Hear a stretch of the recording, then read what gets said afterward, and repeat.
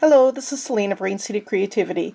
I wanted to show you some goodie bags that I'm making for my daughter's grade 1, grade 2 split class. Show you some goodies that I've put in and how I decorated them. You know, give you some inspiration, tell you some hints, some tips, and some of my fails, and there were fails. So, yeah, thought you might like to see this. So, let's get started. First thing is the plastic bag. This is just card bags for when you make your cards, and I bought these locally. 100 of them were about $5, but you may be able to find them cheaper in your area. So, bag. The next thing that goes in the little bag are these little notebooks, and these are nice for showcasing all the other little goodies that are inside there. So there's one here, another one. I used cardstock, and a 12 by 12 piece of cardstock will give you 4 of the covers. The inside, this was from Staples. It's just printer paper. I have for years. I don't know why I bought orange printer paper, but it's coming in handy now. And the inspiration for these little books was from Lyric Lover 810, and this was the video. It was mini journal bundles. So check them out. She makes some really beautiful little journals. I had changed it up a bit because mine are Halloween based, and I changed the measurements. So, but she has a really nice tutorial. Now, I had to make the inside pages smaller than the cover because it was really tricky to align the inside pages, and it's for 6, 7-year-olds, so I don't think they're going to be too picky about it. So the outside measures 8 by 3.5, and the inside pages are 7 3/4 by 3 3/8. I have 7 of these pages, so it turns out, this is just my prototype, so it turns out to be 14 of them. Okay, so that goes in the bag first. The second thing that I have are these little Play-Doh pots. I paid for $10. I got 15 of them, and what I did was I decorated them. So what I did was I cut some paper, stamped them, and I used a metal die. This is 1.5 inches across, and it fits perfectly inside. I just put a little bit of glue on the other side. These are googly eyes from the dollar store, and what I did was I just put them on some glue dots, and they just go on really easily, and it just adds a little dimension. Now the sides, I also added some scrapbook paper. Now the challenge with this initially, one of my fails, is I tried using washi tape. However, if you look, it's on an incline. It's not exactly horizontal cylinder. So what would happen is it would pucker on the bottom. So what I had to do was, I thought, well, if you're going to decorate your Play-Doh pots, this is just a coffee sleeve. I took it apart. Here's my sheet of paper. This initially was 12 by 12. I cut it in half, so it's 6 by 12. And I line it up, and it has a nice curve. And my template, just this is my template. Okay, my template, just so that it gives me the exact measurement that I need. I just used a pen to make the line. With scissors, cut that, and I ended up getting a little curved strip like this. I used my ATG gun as my adhesive, and happens is you just line it up.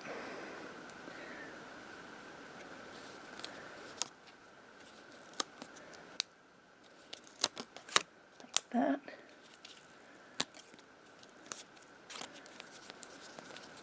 Gotta cut off this little end. It's where the ATG gun doesn't bleed. Like that. And ta-da! No little teeny little gap there, but no one's going to see that. But it's nice and flush with the container. So yay!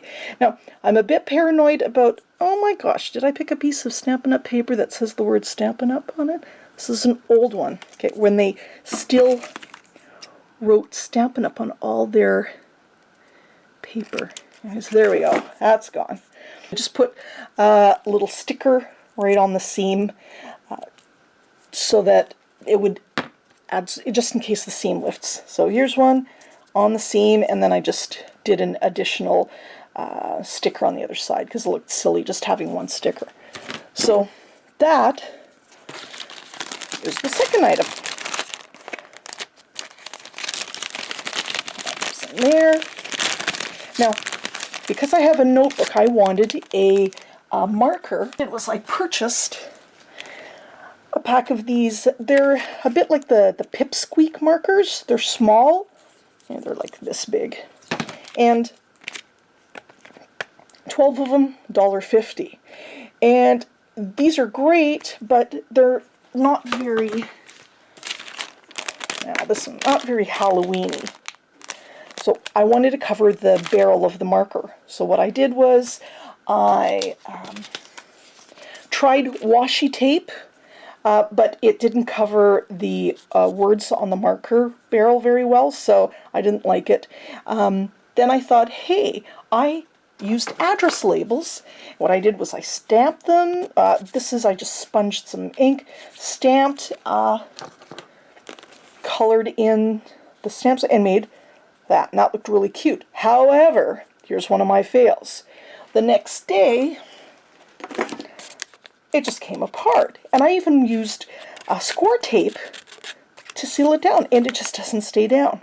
So that does not work.